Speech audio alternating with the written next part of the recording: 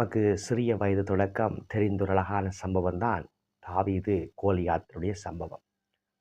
தாவீது கோலியாத்தை அங்கே வீழ்த்துவதற்கு முன்பதாக எல்லா காரியங்களும் தாவீதை சுற்றிலும் மகா பயங்கரமானவைகளாய்த்தான் இருந்தன.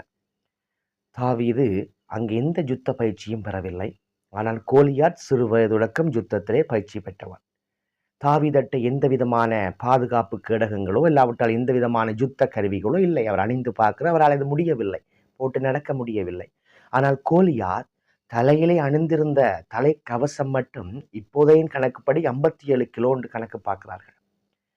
அப்ப யோசிச்சு பாருங்க, அவ்வளவு பெரிய அந்த தலைக்கவசம், கையிலே 7 கிலோ கிட்டத்தான ஈட்டி, இவ்வளவு மகா பெரிதான ஒரு யுத்த ஆயுதங்களோடு நிற்கிறான்.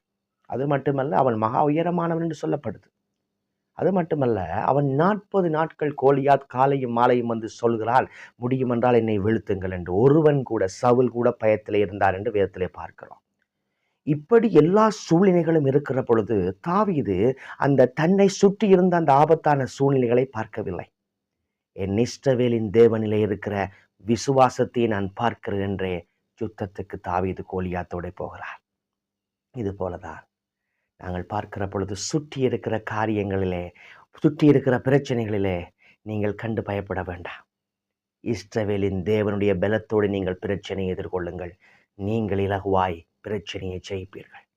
உண்மையில தாவீது ஒரு கல்லை அடித்ததன் மூலம் அந்த கல்லு நெற்றியிலே பதிந்து கோலியாத் விழுகிறார். உண்மையிலே ஆழமாய் நீங்க நோக்கி நீங்க தாவீது அடித்தது தாவீது சிறிய கல்லை அல்ல, தாவீதுடைய விசுவாசத்தையே. சிறிய அந்த கல் என்பது தாவுடைய விசுவாசத்தையே காண்பிக்கிறது. சிறிய விசுவாசம் அந்த பெரிய கோலியாத்தையே வீழ்த்தினது. இது போலதான் இயேசு சொன்னார், கடுகளவு உங்களுக்கு விசுவாசம் இருந்தாலும் இந்த மலையை பார்த்து பேர்ந்து கடலில் விழன்றா அது விழும் என்று. ஆகவே விசுவாசி பதறான். நீங்கள் விசுவாசியுங்கள்.